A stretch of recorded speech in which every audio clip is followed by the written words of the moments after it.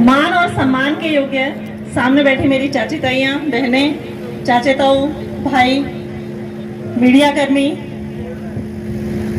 Music वाले भाई और भी जो यहाँ पे किसान परिवार के लोग उपस्थित हैं, सभी को मैं हाथ जोड़कर नमस्कार करती हूँ।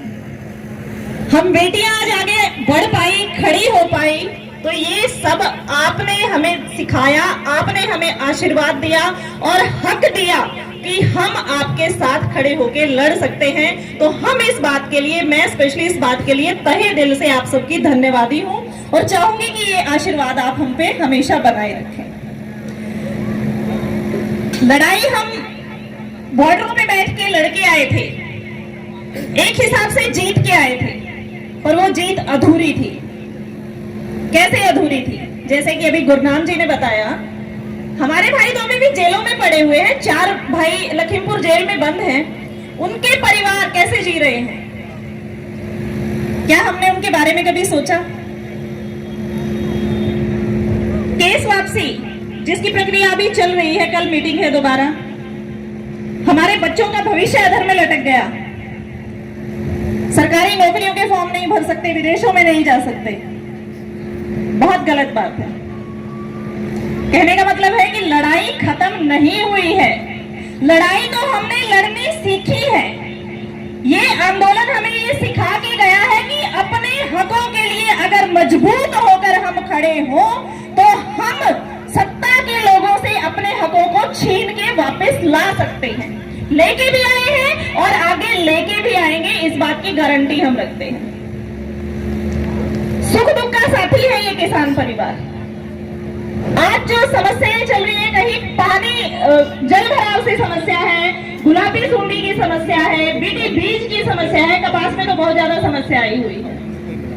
गन्ने की समस्या को लेकर जैसे आज आंदोलन है, आज सभी गन्ना मिलों पे धरना है और अगर मांगे पूरी नहीं हुई तो फिर से हम आंदोलन की राह पकड़ेंगे।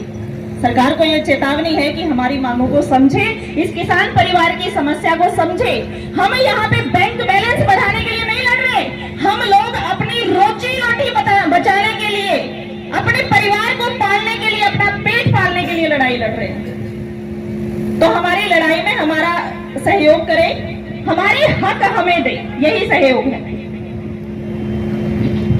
लड़ाई एमएसपी की भी जारी रहेगी, लड़ाई उन शहीदों के लिए भी जारी रहेगी जो हमारे 750 शहीद हुए।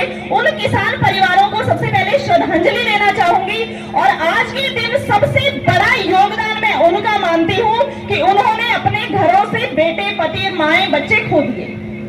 हम आज सुरक्षित तो हैं, हम आंदोलन लड़के घर तो पहुंच गए थे, उन परिवारों का क्या जिनके बेटे चले गए? तो हमें उन परिवारों को हमेशा याद रखना है, सिर्फ याद रखना और श्रद्धांजलि नहीं देनी है। जितना आसपास के लोग जिला वाइज मदद कर सके, हमें उनकी मदद भी करनी है।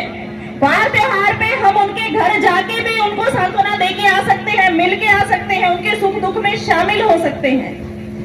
मानते हैं कि हम टाटा बिरला की औलादे नहीं है, लाखों करोड़ों हम किसी को नहीं दे सकते, पर हमारे जाने से, 2 प्यार के बोल बोलने से उन शहीद परिवारों को ये तो लगेगा कम से कम कि आज हम जिनके लिए, मतलब जिनके लिए हम उस वक्त पे आंदोलन में लड़े थे, आज वो लोग हमें याद तो किए हुए हैं, हमारे साथ तो खड़े हैं।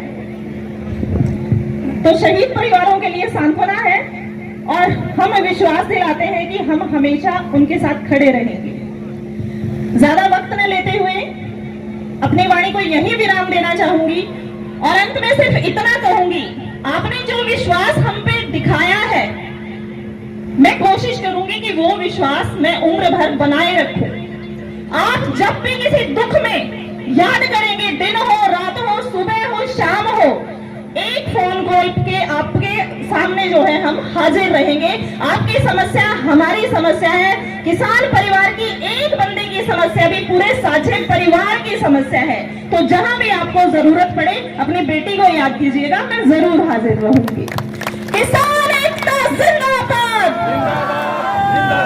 किसान एकता जिंदाबाद, शहीदों तुम्हारी सोच पे,